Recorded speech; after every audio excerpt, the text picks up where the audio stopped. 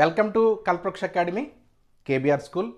ఇవాళ క్లాసులో మనం తెలుసుకోబోయేది ఇంటర్మీడియట్ ఫస్ట్ ఇయర్ కెమిస్ట్రీ సబ్జెక్ట్కి సంబంధించి ఎస్ఏ క్వశ్చన్స్.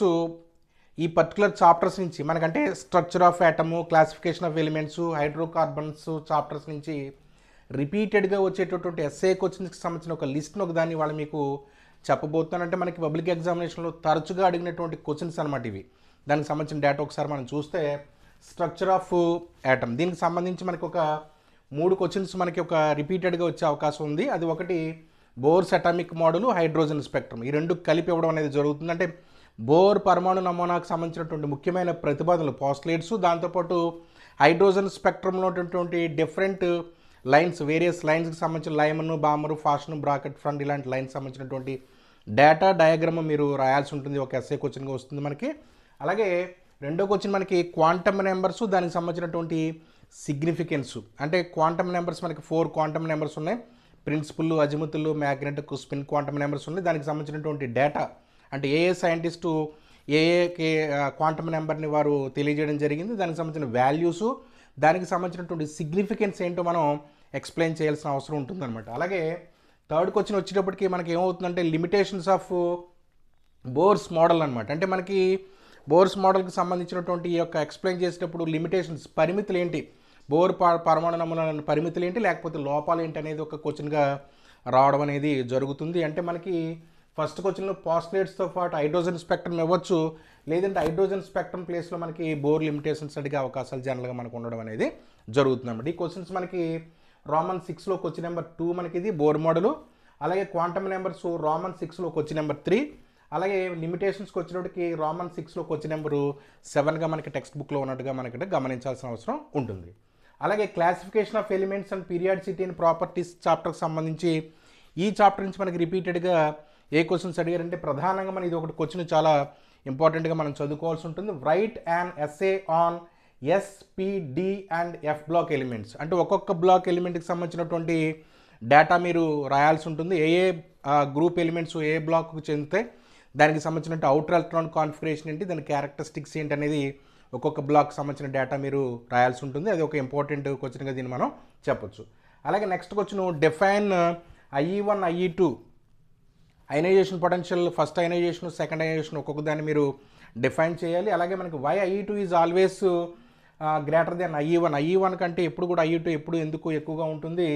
అలాగే discuss the factors that affect IE of an element. ఒక ఐఈని ప్రభావితం చేసేటటువంటి అంశాలు ఏవైతే ఉన్నాయో వాటిని మీరు ఎక్స్ప్లెయిన్ చేయాల్సి ఉంటుంది. ఆ డేటాకు సంబంధించి ఇది ఒక ఇంపార్టెంట్ క్వశ్చన్గా మీరు గుర్తుపెట్టుకోవాలి. ఇది మనకి రోమన్ 6లో SPDF block elements question number 2 ఇది. అలాగే ఇది రోమన్ 6లో క్వశ్చన్ నెంబరు 6గా మీరు గమనించాలి. అలాగే థర్డ్కి వచ్చినప్పటికి what is a periodic property, how the following properties vary in a period and group అనమాట. ఆవర్తన ధర్మం అంటే ఏంటో డిఫైన్ చేసి ఈ క్రింది ధర్మాలు పీరియడ్లోను గ్రూపులోను ఏ విధంగా అవి మారుతున్నాయి, ఎక్కువ అవుతున్నాయా పెరుగుతుందా తగ్గుతుందా అనేటువంటి డేటా మీరు రాయాల్సి ఉంటుంది. అది ఎక్కువగా మనకి ఎలక్ట్రోనెగటివిటీ, రుణ విద్యుదాత్మకత, అలాగే ఎలక్ట్రాన్ గెయిన్ ఎంథాల్పీ, అలాగే అయనైజేషన్ ఎనర్జీకి సంబంధించినటువంటి ఈ యొక్క పాయింట్స్ని మీరు ఎక్స్ప్లెయిన్ చేయాల్సింది. గ్రూపులు ఎలాగా మనకి పీరియడ్ ఎట్లా చేంజ్ అవుతుందో రాయాల్సి ఉంటుంది. అంటే క్వశ్చన్ నెంబరు 4, 5 కూడా మనకి ఇవే క్వశ్చన్ ఇవ్వడం అనేది జరిగింది. అంటే మనకి ఇక్కడ ఈ ఆస్పెక్ట్స్ మారిని తప్ప క్వశ్చన్ పీరియాడిక్ ప్రాపర్టీ డెఫినేషన్ మాత్రం కామన్గా ఈ రెండిట్లో ఉందన్నమాట. అలాగే నెక్స్ట్ చాప్టర్ ఒకసారి మనం చూస్తే హైడ్రోకార్బన్స్. ఈ చాప్టర్ నుంచి మనకి మెయిన్గా ఎక్కువగా మనకి చాలా కాలంగా మనం రిపీట్ అయ్యే question how do you get benzene from acetylene. Acetylene నుంచి మనం బెంజిన్ ఏ విధంగా తయారు చేస్తారని అడగవచ్చు, లేకపోతే write any 2 methods of preparation of benzene అని కూడా అడిగే అవకాశం మనకు ఉంటుంది. దాంతోపాటుగా మనకి ఈ బెంజిన్కి సంబంధించినటువంటి కెమికల్ ఈక్వేషన్స్ అనమాట. అంటే మనకి ఏంటవి హాలోజనేషను, ఆల్కైలేషను, ఎసైలేషను, నైట్రేషను, సల్ఫోనేషన్. అంటే బెంజిన్కి సంబంధించిన ఈ రియాక్షన్స్ కూడా మీరు చాలా ఇంపార్టెంట్గా మీరు చదువుకోలేదు. రిపీటెడ్ క్వశ్చన్స్గా దీన్ని మనం చెప్పొచ్చు. అలాగే రెండోది describe 2 methods of preparation of ethylene. ఎథిలీన్కి సంబంధించిన 2 మెథడ్స్, ప్రిపరేషన్ మెథడ్స్ రాయమని. అలాగే ఈ ఎథిలీన్ అనేది ఈ క్రింది వాటితో ఏ విధంగా రియాక్ట్ అవుతుందో ఒక క్వశ్చన్ అడుగుతారనమాట.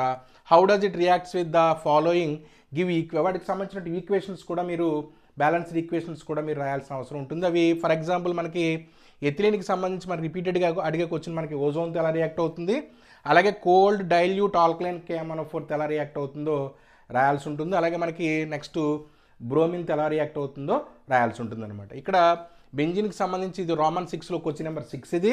అలాగే క్వశ్చన్ నెంబర్ రోమన్ 6లో క్వశ్చన్ నెంబర్ 2 ఎథిలీన్కి సంబంధించిందిగా మీరు గమనించాలి.